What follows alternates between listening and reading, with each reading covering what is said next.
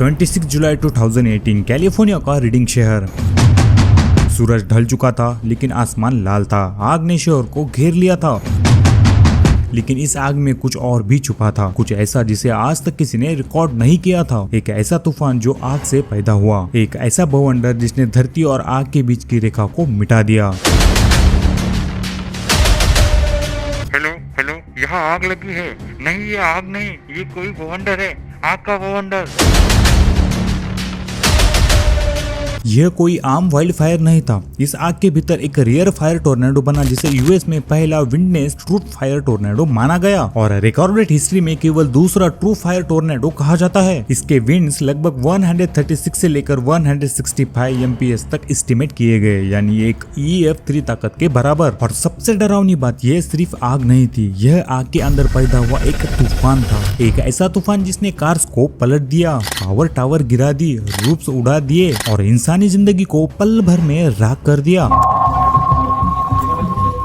यह कहानी शुरू होती है 23 जुलाई 2018 से। कैलिफोर्निया का गर्म सूखा मौसम, सूखी झाड़ियां, ब्रिटल ग्रास और तेज हवा, यानी फायर के लिए परफेक्ट रेसिपी। उसी दिन कार फायर रिपोर्ट हुआ था और बाद में माना गया कि ये एक आरवी ट्रेलर के फ्लैट टायर और रोड पर मेटल रिम के घिसने से स्पार्क निकली, जिन्होंने ड्राई वेजिटेशन को आग पकड़ने में मदद की। सो गाइस, अब जरा ये इमेजिन कीजिए कि कैलिफोर्निया में समर ह्यूमिडिटी कम होती है, बारिश कम होती है और वेजिटेशन सूखी लकड़ियों की तरह तैयार रहती है, जैसे कोई पाउडर केक हो, बस एक छोटी सी चिंगारी चाहिए। कार फायर ने उसी पाउडर केक को एक्सप्लोड कर दिया और फिर आग फैलती गई, पहले जंगल में, फिर पहाड़ियों में, फिर रिहायशी इलाकों की तरफ। लोगों को लगा कि ये बस एक और बड़ा वाइल्ड फायर है, लेकिन साइंस कुछ और ही लिख रही थी। ये आग अपने आसपास की हवा को खींच रही थी, अपने लिए ऑक्सीजन बना रही थी, और जब ये आग बहुत बड़ी हो जाती है तो वह खुद अपनी वेदर सिस्टम बना सकती है। यही से कहानी और भी इनक्रेडिबल हो जाती है। नेशनल वेदर सर्विस के बलून सराउंडिंग के मुताबिक एटमॉस्फेयर में एक इन्वर्जन लेयर मौजूद थी,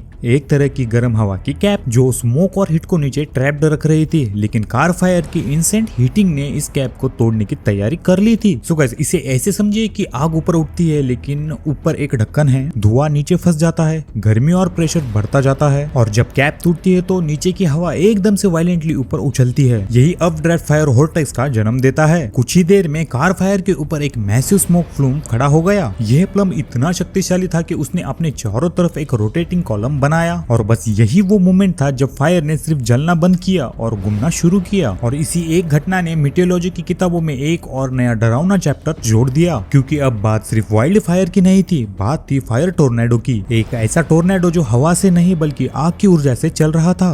रीडिंग के पास जो भंवर बना वो ऑर्डिनरी आग का भंवर नहीं था, यह एक ट्रूथ फायर टोर्नेडो था, एक ऐसा फिनोमिना जो बेहद ही रेयर है। साइंस न्यूज के मुताबिक यह रिकॉर्डेड हिस्ट्री का सिर्फ दूसरा ट्रू फायर टोर्नेडो था और यूनाइटेड स्टेट में पहला विटनेस्ड एग्जांपल। अब सोचिए फायर फाइटर वहाँ क्या देख रहे थे, एक तरफ तेजी से बढ़ती हुई फ्लेम, दूसरी तरफ स्मोक का एक खतरनाक घूमता हुआ टावर, और उसके बीच ऐसे विंड्स जो ट्रक तक को हिला दे, ट्रीज को उसके तने सहित उखाड़ फेंक दे और इंसानों को एक कदम भी आगे ना बढ़ाने दे। इस टोर्नेडो का बेस लगभग 1000 फीट चौड़ा बताया गया, करीब 3 फुटबॉल फील्ड जितना बड़ा, और इसकी इंटेंसिटी इतनी थी कि एक्सपीरियंस फायर फाइटर भी सरप्राइज हो गए। ये कोई सिनेमैटिक एग्जैजुरेशन नहीं था, ये रियल लाइफ में हो रहा था। ऐसा लग रहा था मानो प्रकृति ने आग, हवा, फायर इन तीनों को एक ही मशीन में डालकर चला दिया हो। जैसे जैसे फायर टोर्नेडो रीडिंग के पास आया, डैमेज और भी ज्यादा बढ़ता गया। कैलिफोर्निया फायर ऑफिशियल्स और रिपोर्टिंग के मुताबिक इस भंवर ने लार्ज ऑफ ट्रीज को नुकसान पहुंचाया, स्टील पावर लाइन टावर्स को तो झट से उखाड़ दिया, रूफ्स फाड़े, व्हीकल पलटे और एक स्टील मरीन शिपेड कंटेनर तक को हिला दिया। और तापमान एस्टिमेट किया गया 2700 डिग्री फ़ारेनहाइट से भी ऊपर जा सकता था। इतनी इंसेन हीट में मेटल, वुड्स, ग्लास सब कुछ अपनी सीमा खोने लग रहे थे। एंड गाइस, सबसे दर्दनाक हिस्सा यह था कि यह घटना सिर्फ प्रॉपर्टी डैमेज नहीं लाई थी, यह जाने भी ले गई। रीडिंग फायर डिपार्टमेंट के फायर इंस्पेक्टर जेमी स्टॉक इस फायर टोर्नेडो की चपेट में आ गए और उनकी मृत्यु हो गई। वही एक क्लॉप्सिंग होम में 3 और लोगों की जान चली गई। Grandson on the phone. He's saying, "Grandpa,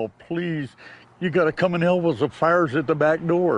I said, "I'm right by you, honey. Just hold on. Grandpa's coming." कुल मिलाकर कार फायर ने 7 लोगों की जान ली और 1604 होम्स और अदर स्ट्रक्चर को नुकसान पहुंचाया। और यही वो पॉइंट है जहां ये कहानी सिर्फ मेट्रोलॉजी नहीं रह जाती, ये ह्यूमन ट्रेजेडी बन जाती है। क्योंकि फायर टोर्नेडो सिर्फ हवा का चक्र नहीं था, वो एक मूविंग डिजास्टर था, एक ऐसा डिजास्टर जो अलाइव जैसा लगता था।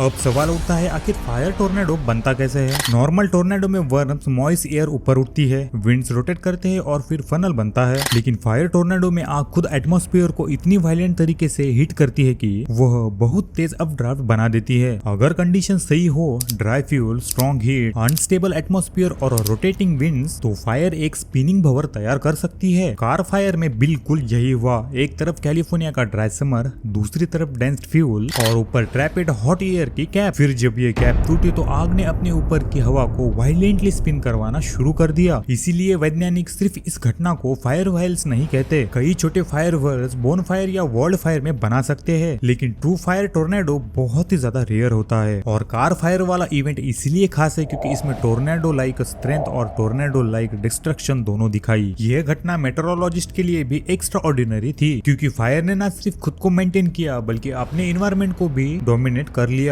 यानी आग इन्वायरमेंट की विक्टिम नहीं रही, वो इन्वायरमेंट की कंट्रोल बन गई। यही शायद सबसे डरावनी बात है। जब नेचर की एक फोर्स दूसरे फोर्सेस को कमांड करने लगे तो इंसान बहुत छोटा महसूस करता है। कार फायर टोर्नेडो हमें एक ब्रूटल लेसन देता है। प्रकृति हमेशा शांत नहीं होती, कभी कभी वो सिर्फ तेज नहीं होती, वो अनप्रिडिक्टेबल हो जाती है। और जब हीट, विंड, ड्राई फ्यूल और अनस्टेबल एटमॉस्फेयर एक साथ मिलते हैं तब आग सिर्फ फैलती नहीं, वो जन्म लेती है अपने ही डिजास्टर को। रीडिंग के लोगों के लिए वो नाइट सिर्फ स्मोक और फ्लेम की रात नहीं थी, वो उस पल की रात थी जब उन्होंने पहली बार देखा कि आग भी टोर्नेडो बन सकती है।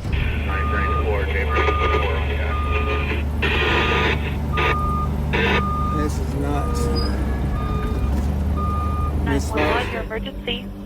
I'm in a dozer on Buenaventura up by Lake Avenue. All the windows got blown out. I got my curtains down. I don't know if you guys behind me are alive. I can't last too long here. Okay, if you can get out safely, get out, okay? I can't. You know, I have to have a ride out of here. It's all on fire around it.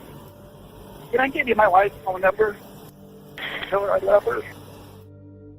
और उस moment ने दुनिया को याद दिलाया कि climate, weather और wild fire का कंट्रोल अब पहले से कहीं ज्यादा सीरियस है। तो अगली बार जब आप फायर को सिर्फ एक बर्निंग थिंग समझे तो कार फायर को याद कीजिए, क्योंकि वहाँ आग सिर्फ जली नहीं, उसने घूमकर एक मॉन्स्टर का रूप ले लिया था। एक ऐसा मॉन्स्टर जिसे कैमरे ने भी रिकॉर्ड किया और साइंस ने भी। और यही इस कहानी की सबसे बड़ी सच्चाई है। कभी कभी खतरनाक तूफान आसमान में नहीं बनता, वो जमीन पर जलती हुई आग के भीतर भी जन्म ले सकता है। तो सो गाइस यार, आज के लिए बस इतना ही। आपको अगर ये वीडियो अच्छी लगी हो तो यार एक लाइक जरूर से करते हुए जाना। एंड हाँ, इसी तरीके के इंटरेस्टिंग वीडियोस देखने के लिए मेरे चैनल को सब्सक्राइब करते हुए जरूर से जाना। तो चलो अब मिलते हैं एक और न्यू इंटरेस्टिंग से वीडियो के साथ। तब तक के लिए टेक केयर, बाय बाय।